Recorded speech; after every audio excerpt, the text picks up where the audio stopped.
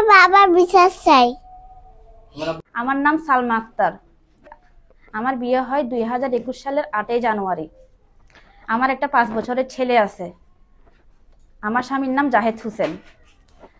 তো বিয়ের পর আমাদের দুজনের সাংসারিক জীবন ভালোই চলতেছিল।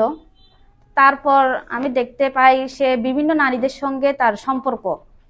তো সম্পর্ক করতে করতে তার সাথে আমার ওইখানে ঝগড়াঝাটি হয় আর কি, যে সে বিভিন্ন নারীদের সঙ্গে সে কথাবার্তা বলে, বিভিন্ন নারীদের সঙ্গে সে এদিক ওদিক যায়, ঘুরতে যায়, বেড়াইতে যায়। তারপরে আমি জানতে পারি পিঙ্কি নামে একটা মেয়ের সাথে সে 2 মাসের কন্ট্যাক্ট করে 2 লক্ষ টাকা দিয়ে। ওই মেয়েকে নিয়ে সে কক্সবাজার যাচ্ছে, বান্দরবন যাচ্ছে, সব জায়গায় যাচ্ছে। তো এটা যখন আমি জানতে পারি, তার আগে মোটামুটি সব ঠিক ছিল। জানতে পারার পর থেকে শুরু হয় এবার আমার উপর মানসিক ও শারীরিক নির্যাতন। এগুলা করা হয় মূলত ওই মেয়েকে বিয়ে করার জন্য। তো এটা নিয়ে তারা পারিবারিকভাবে অনেকবার বৈঠক বসা হয়, বাহিরেও অনেকবার বৈঠক বসা হয়। তো বৈঠক বসার পর সে কাউকে মানতেছে না, সে কাউকে মানতেছে না। ওই মেয়েকে সে বিয়ে করে ফেলে আপনার 2024-এ 13ই জুন ওই মেয়েকে সে চুরি করে বিয়ে করে ফেলে। তো বিয়ে করার পর 5ই আগস্টের পর সে আমার উপর 5ই আগস্টের পর সে আমার উপর বিভিন্ন ধরনের নির্যাতন চালাইতেছে, মানসিক, শারীরিক, অনেক মারধর সে আমাকে করতেছে।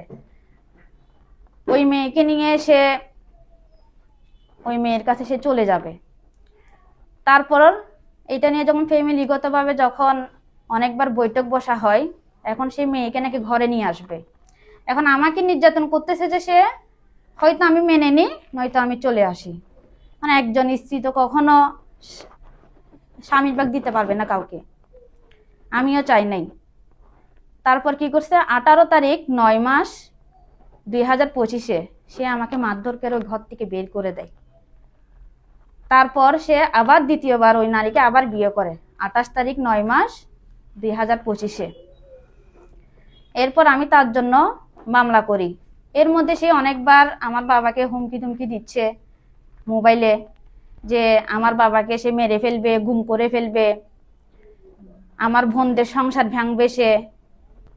তারপর আমার বাবাকে নাকি ইয়াবা মামলা দিবে, বিভিন্ন ধরনের মামলা দিবে, মিথ্যা মামলা দিবে, বিভিন্ন রাজনৈতিক প্রভাব সে খাটাইতেছে আমার উপর। সে প্রতিনিয়ত এগুলা করতেছে আমার সাথে। তারপর আমি তার বিরুদ্ধে 20 তারিখ 10 মাস 2025-এ তার বিরুদ্ধে মামলা দায়ের করি। অনুমতি ছাড়া বিয়ে করছে ওই মামলা, তারপর নারী ও শিশু নির্যাতন মামলা, মারামারির মামলা।